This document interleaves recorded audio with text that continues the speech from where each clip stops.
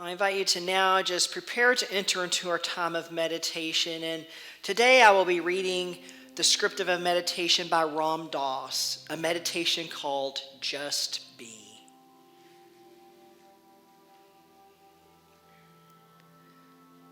And in the words of Ram Dass, what I would like to invite you to do is to sit as straight as you can.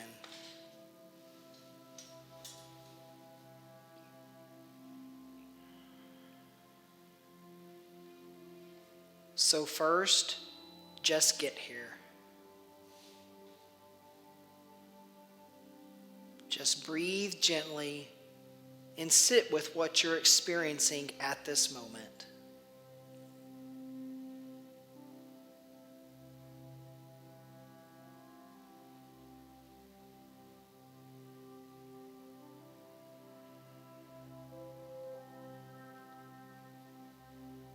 If you're experiencing tiredness, let yourself be tired.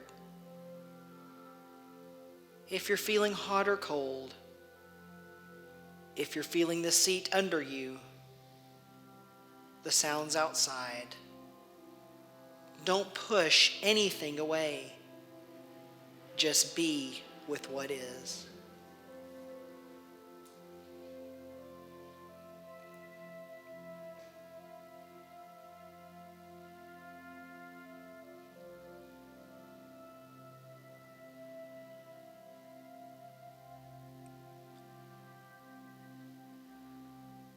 But keep coming back to what you are directly experiencing in this moment.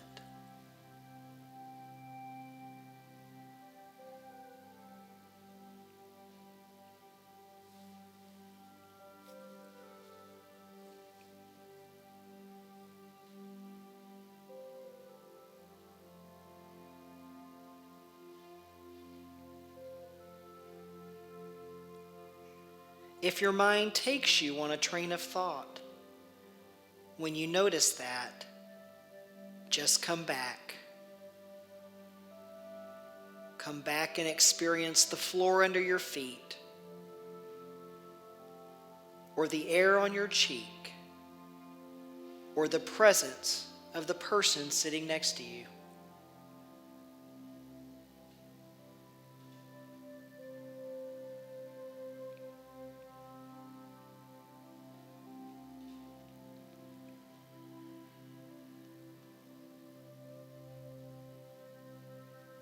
Letting your mind not hold on to things, but just be. Thoughts arising and passing away.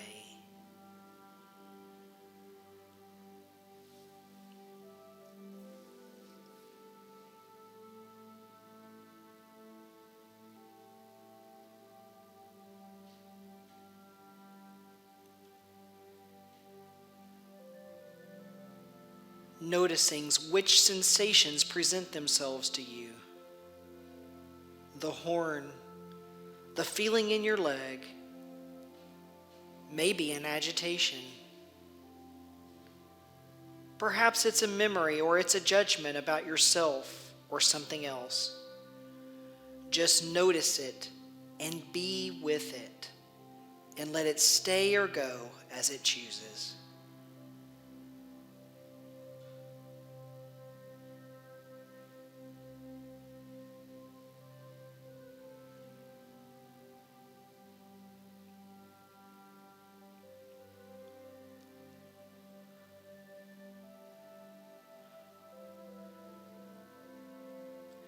Noticing if the siren comes into your consciousness, let it be there. Don't resist it. Don't grab hold of it. It comes and it goes.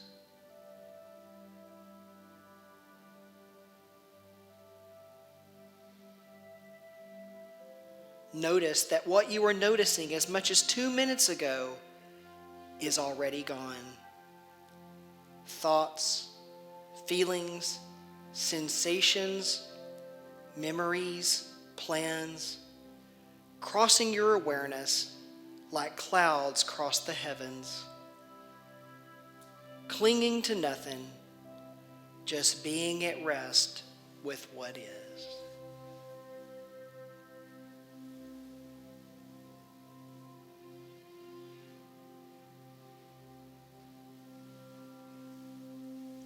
And as we prepare to enter into our moment of silence, whatever state of mind, whatever feeling or thought or sensation, neither cling to it nor push it away. Just be with it, just as it is. There's nowhere to go. There's nothing to accomplish. It's just this as we enter into our moment of silence.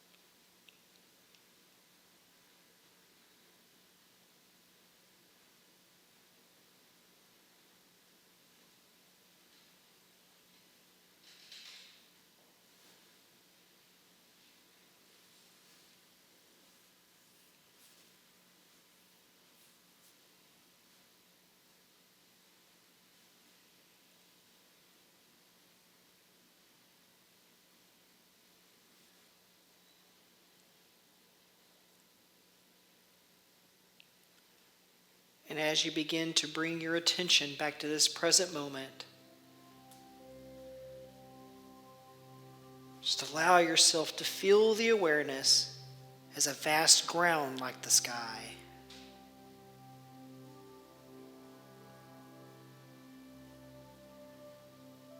And all of the thoughts and sensations, memories and plans, and qualities of mind and judging. Clouds that come from who knows where and go who knows where.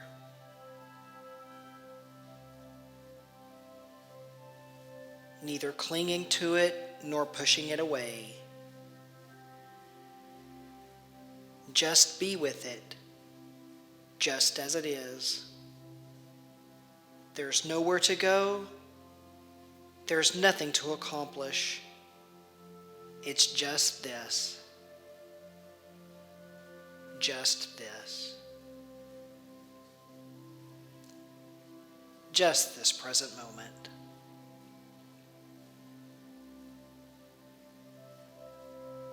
And so we allow it to be.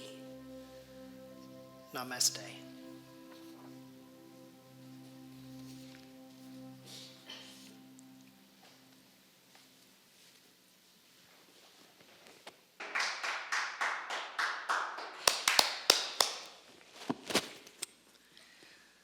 So if you thought it sounded good on the live stream, wait till you come back and hear the Unity Jazz Band in person. Woo! Thank you. Hear it again for the Unity Jazz Band. It's nice because we've got just a couple of people in the sanctuary, so I can look at faces. We've got Josie and Steve and Sherry and Pete and Martin, so I can actually see faces, which is nice. But I'll be looking forward to seeing all of yours soon as you start feeling comfortable to come back. So, hint. Anyway. All right. So, welcome to week 5 of our book study. And if this is your first time joining us, that's okay. You don't have to have a history of the book study to join. They're standalone on their own, but welcome. Our book is Don't Tell Me to Relax by Ralph de la Rosa. And after this week, we've got one more week, and then we move directly into Easter. So we will be back, in person again for those that feel comfortable coming back. But you may be asking yourselves, what are we going to do after that, after Easter? The book study will be over. Well, I think you'll be pleasantly surprised with what's going to happen the week after. So I'm not going to give it away right now, but mark it on your calendars because it's going to be something you don't want to miss. Whether Josie's booing, but whether you're in person or decide to watch the live stream, you'll be able to partake in that. So mark that on your calendar. But today I do kind of wish you were all here in person because, I wish that, I've wished that before the shutdown, that you're all here in person. But today it's because I'd like to ask you a question. And anybody who's ever heard me talk before knows I like to open by asking questions lots of times. But the good thing is today is you can raise your hand and I can't see you. So, hey, feel free to raise your hand at home. But the question is, who has ever sought revenge? Now, see, Steve's raising his hand, so we'll take that, yeah. Or at least played out a scenario of revenge in your head, right? Okay, there's another hand going up, if she's being honest, but anyway, and Pete. But you feel that somebody has somehow wronged you. And oh boy, the ways in which you could get that person back starts going through your head. And trust me, there's no shame in admitting it, that you've had these thoughts, because I do too. I still continue to have them sometimes, truth be told, but as I'm sure we all do. But it's honestly just a part of our human experience and what we're here to experience in this lifetime. But our book actually delves into it a bit today, and I do feel like it's an important topic to cover. Now, I feel it's especially important during a time when most of us really even haven't been together in person, right? Because, for instance, things aren't always necessarily conveyed online the way we mean them to be. It can be a little bit different if we're talking to people online or, and there are those that take advantage of just being online, and they really like to drive in some of those virtual insults, which can lead to, you guessed it, those feelings for revenge. So the title of chapter 11, which is one of the chapters we're going to cover today, is When They Come at You the Wrong Way, How to Not Absorb the Gift of Someone Else's Awfulness.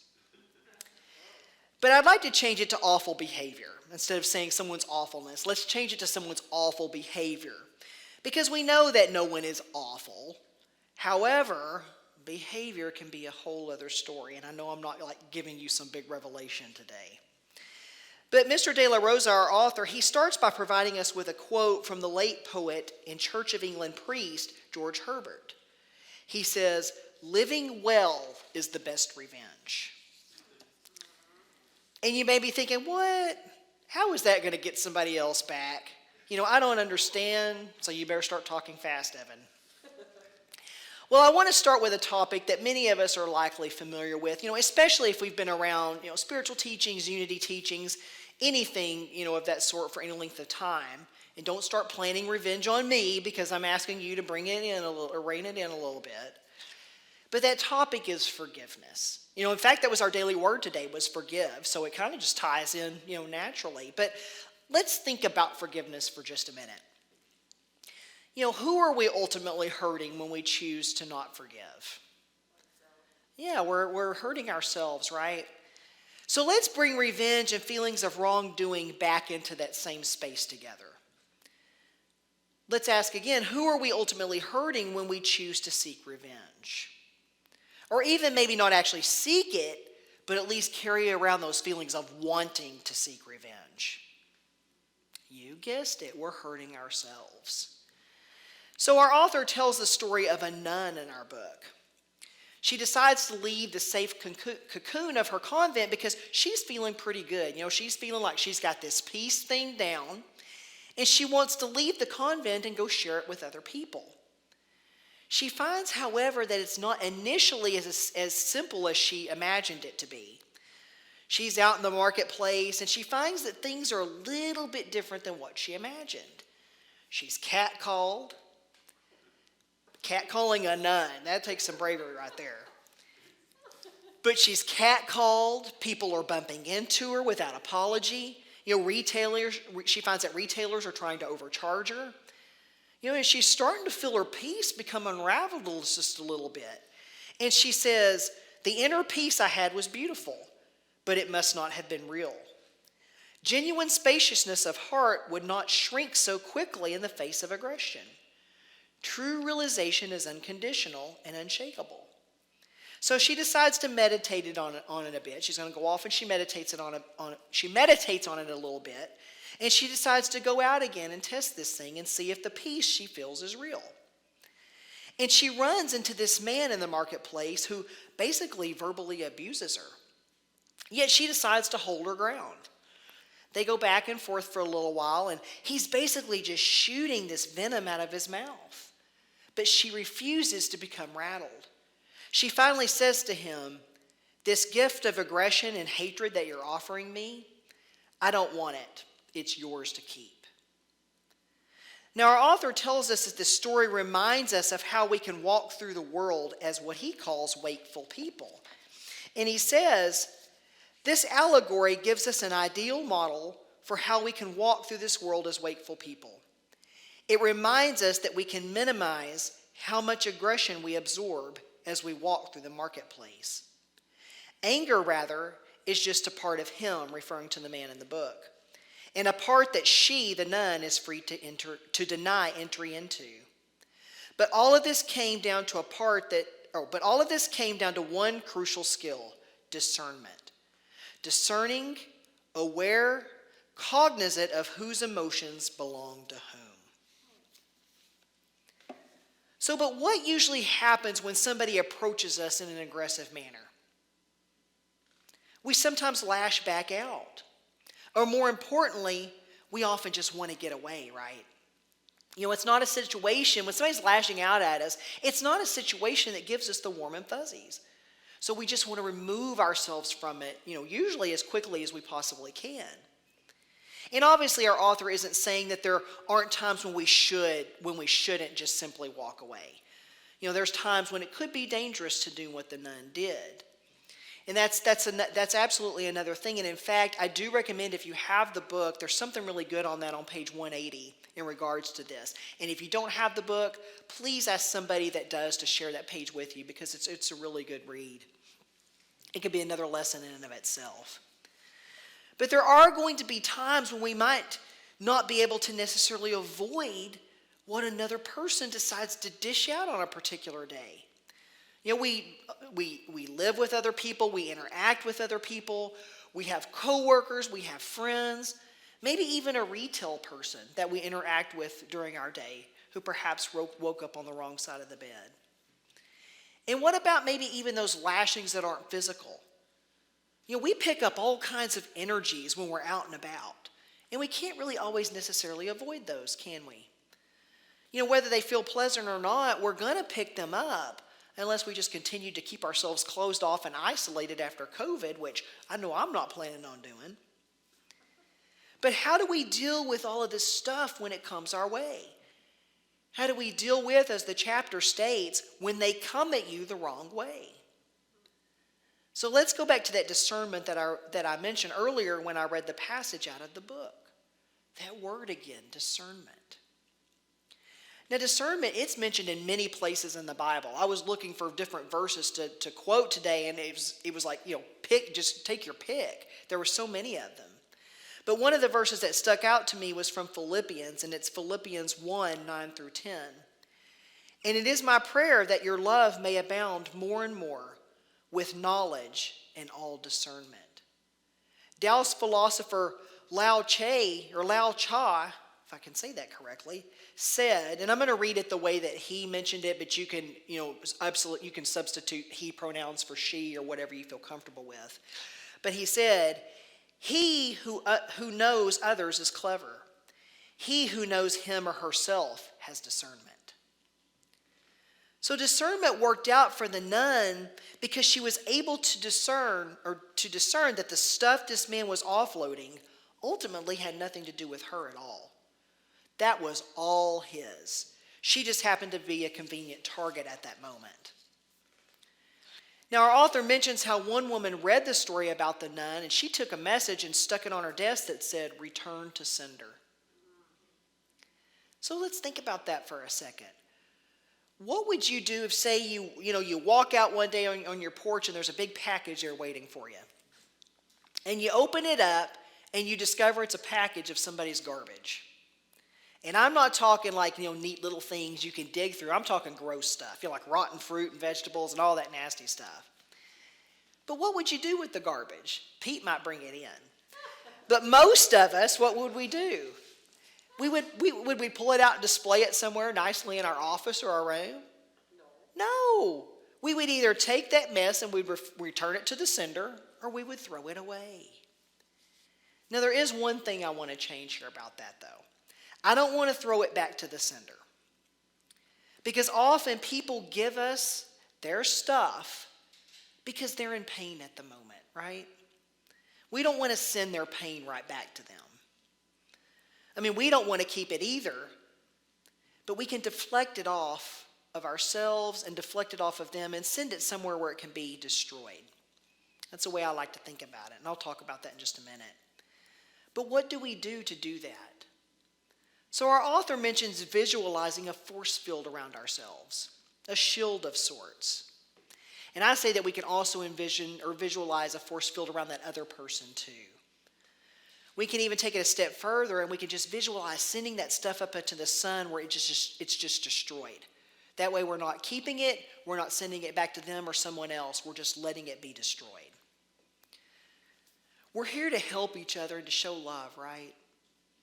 Even when we are perhaps not necessarily feeling love from another person at that moment, we still also want to always remember to show compassion. So we visualize our force field. And what else can happen when we practice discernment when somebody comes at us the wrong way?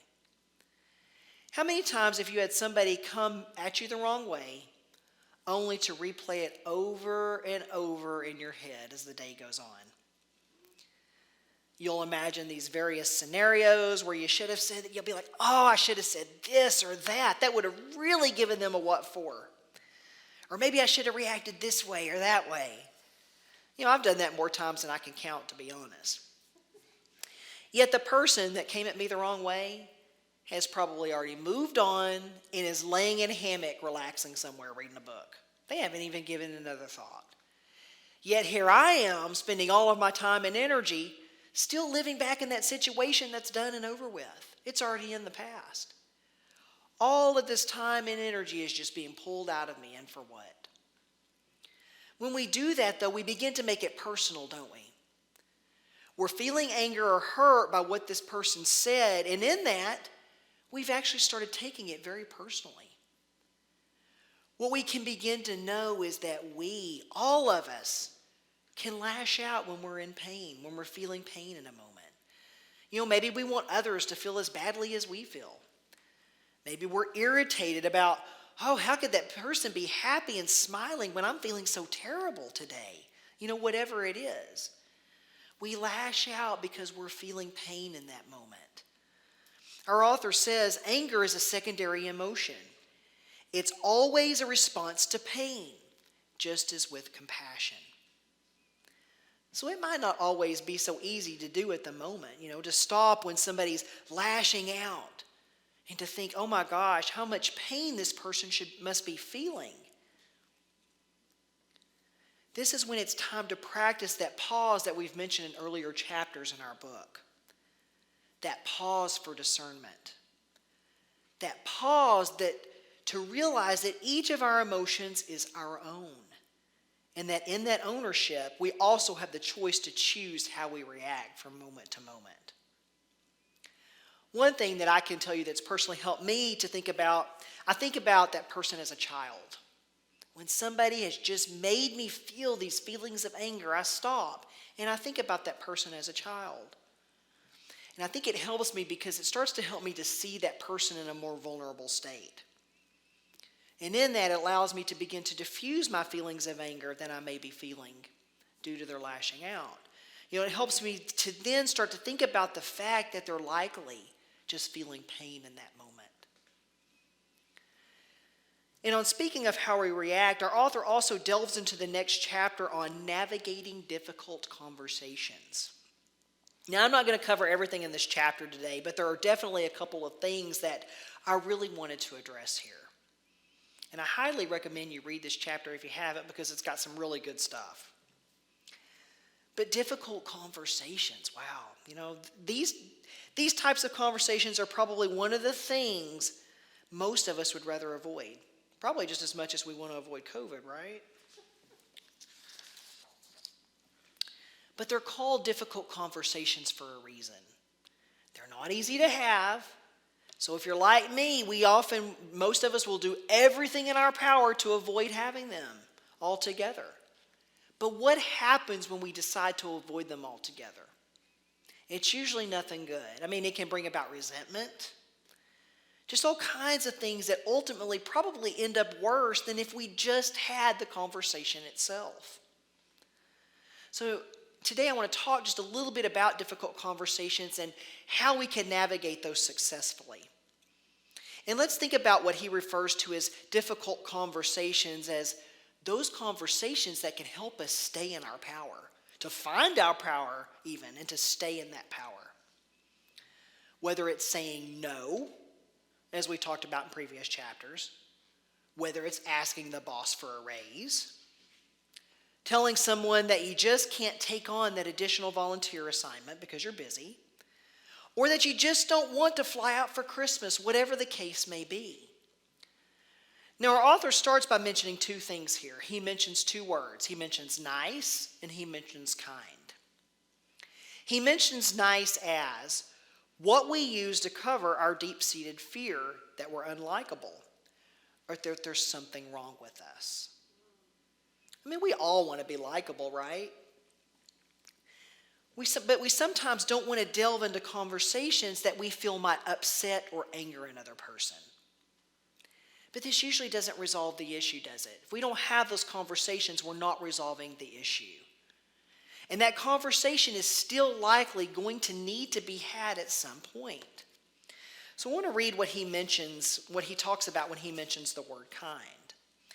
He says, kind, on the other hand, isn't afraid to be unpopular. Kind puts what is ethical, moral, caring, and compassionate ahead of social propriety. So it sounds to me like kindness is using our discernment. And it's really all about, again, stepping into our power. Now, he mentions a few things we can do here to really just help us to step into that power. The first he mentions is the acronym of HALT, H-A-L-T, or how we can use it before we decide to enter into our conversation. We can think about it. We can go through the HALT acronym if we're thinking about entering into a conversation. Now, HALT stands for hungry, angry, lonely, or tired. And I think some of these speak for themselves, things to think about before you enter a conversation. Because I know for me personally that I should not even think about starting or carrying on a conversation when I'm hungry or tired. Yeah, hangry. That's what Joe said. I use that term too, hangry. It's a combination of hungry and angry. So that's not a good thing. But when I enter into a conversation feeling hungry or hangry or tired, that conversation usually does not work out the way that I'd hoped it would. So it might be best to have the conversation once those things in the HALT acronym have been addressed. Hungry, eat. Angry, just kind of step back and let yourself diffuse a little bit. Same if you're lonely or tired, just get some rest and kind of take care of yourself just a little bit before you have that conversation. He also mentions to think about why and to become clear on the why. And he says, so long as your decisions are kind and ethically sound, you are not responsible for the feelings that are generated on the other side of the situation. So really a lot of what we talked about today is a part of this human experience, right? Sometimes we feel angry at other people, and sometimes other people just feel angry with us. If you're living and breathing right now, that's going to continue to happen. But the ways in which we choose to handle it on both sides, whether we're the one that's angry or whether we're the one that's on the receiving end of someone's anger, That's where the rubber starts to truly meet the road. And this is where we can always go back to our principles here.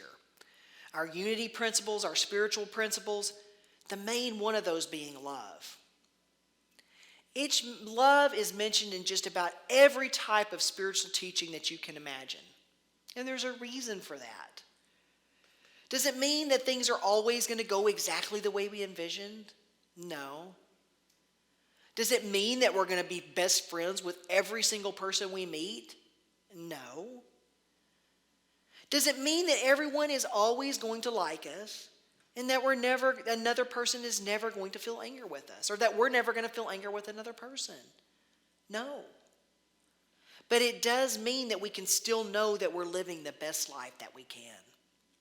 It means that we can protect, we can honor, and we can take care of ourselves in the process. It means that we can still show compassion to others, even when we may feel like doing anything but that in the moment. Namaste, my friends. Okay, and Steve, did you want to give the board report before you? Okay, now I'm going to invite Steve Roberts, our board president, up to give us a board report. We had a board meeting this past Wednesday, so I will let Steve take the floor.